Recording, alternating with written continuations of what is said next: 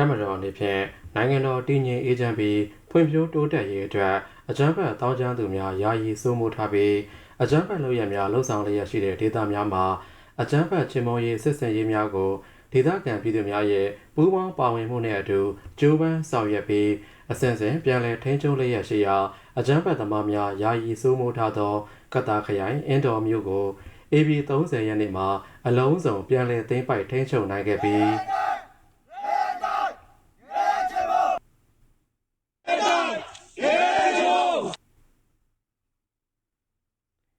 မေလ9 ရက်မှာလည်းအကြမ်းဖက်တောင်းကျမ်းသူများယာယီစိုးမိုးထားတဲ့အင်းတော်မြို့နယ်မော်လူးမြို့ကိုထပ်မံပြီးပြန်လည်ထိန်းချုပ်နိုင်ခဲ့ကြောင်းသိရှိရပါတယ်။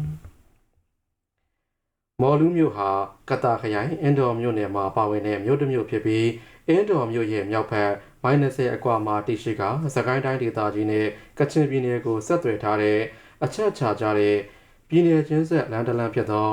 ရွှေဘိုမြစ်ကြီးနားကားလမ်းဘေးမှာတည်ရှိရာလမ်းပန်းဆက်သွယ်ရေးနဲ့ကုန်စည်စည်းစိမ်မှုအတွက်အရေးကြီးတဲ့နေရာမှာတည်ရှိတဲ့ဒေသတစ်ခုဖြစ်ပါတယ်။တမတော်စစ်ကြောင်းများဟာအင်းတော်မြို့ကိုပြန်လည်သိမ်းပိုက်ထိန်းချုပ်နိုင်ခဲ့ပြီးနောက်အဆိုပါဒေသတစ်ဝိုက်နေမြေရှင်းလင်းခြင်းအောင်မြေချဲ့ခြင်းများဆက်လက်ဆောင်ရွက်ခဲ့ပြီးမော်လူးမြို့ကိုဆက်လက်သိမ်းပိုက်ထိန်းချုပ်နိုင်ရေးစစ်ကြောင်းများခွဲကစစ်နီးပြူဟာမြောက်ချီတက်ရှင်းလင်းခဲ့ရာအင်းတော်မြို့နဲ့မော်လူးမြို့အကြားရှိနားမကျိုင်းရွာပင့်တင်ရွာနဲ့နဘာကြီးရွာတို့ကိုမေလ2 ရက်နေ့မှာ၎င်း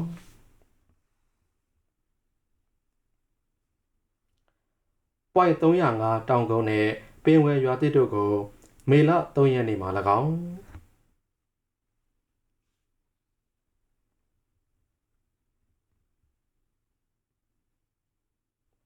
တုံးလုံးရွာနဲ့ဖားပန်ရွာတို့ကိုမေလ4 ရက်နေ့မှာ၎င်းအစဉ်စဉ်ပြန်လည်သိမ်းပိုက်ထိန်းချုပ်ခဲ့ပြီးမေလ9 ရက်မှာ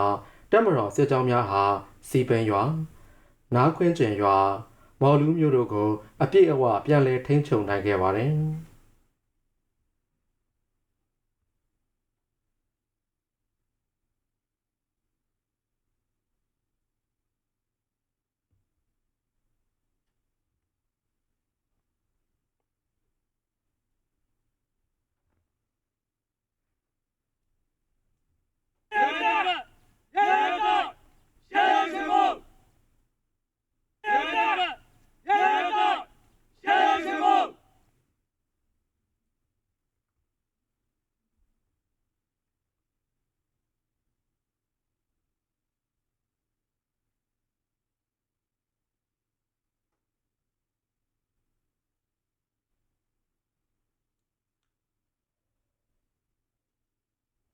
လုံခြုံရေးတပ်ဖွဲ့ဝင်များအနေဖြင့်မော်လူးမြို့နယ်အဆိုပါဒေသတစ်ဝိုက်ကိုအလုံးစုံပြန်လည်ထိန်းချုပ်ရန်နယ်မြေရှင်းဆောင်ရွက်ခဲ့ရမှာအကြမ်းဖက်တောင်းကျမ်းသူများနဲ့ထိတွေ့တိုက်ပွဲများရှိခဲ့ပြီးတောင်းကျမ်းသူများထံမှအလောင်းလက်နက်များတင်စီရရှိခဲ့တဲ့အပြင်အကြမ်းဖက်တောင်းကျမ်းသူများတရားမဝင်လုပ်ကိုင်နေတဲ့73စီတိုးလောင်တဲ့နေရာများမှာ73စီထက်တန်ပေပါခွန်များနဲ့ကော်ပေပါခွန်များ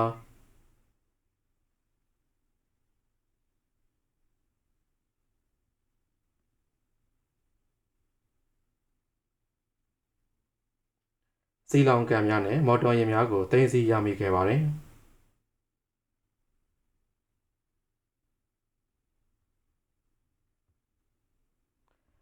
အကြမ်းဖက်တောင်းကျမ်းသူများယာယီစိုးမိုးထားတဲ့မြို့ရွာအချို့ကို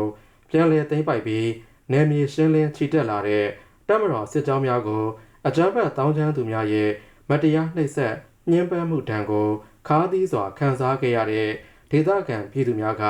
လမ်းကြောင်းတစ်လျှောက်လုံးမှာအောင်သပြေပန်းများပန်းကုန်းများကင်ဆောင်ကတောင်းတောင်းဖြဖြဝမ်းပန်းတတာကြိုဆိုခဲ့ကြပါတယ်။တမတော်စစ်ကြောင်းများအနေဖြင့်အဆိုပါဒေသများအတွင်းလိုအပ်တဲ့နယ်မြေစိုးမိုးရေးလုပ်ငန်းများဆောင်ရွက်ကမော်လူနန်းစေးအောင်လမ်းပိုင်းကိုအမြန်ဆုံးပြန်လည်ထိန်းချုပ်ဖွင့်လှစ်နိုင်ရေးနယ်မြေလုံခြုံရေးနဲ့နယ်မြေစိုးမိုးရေးလုပ်ငန်းများကိုအရှိန်အဟုန်မြင့်ဆက်လက်ဆောင်ရွက်လျက်ရှိတယ်လို့သတင်းရရှိပါတယ်ခင်ဗျာ။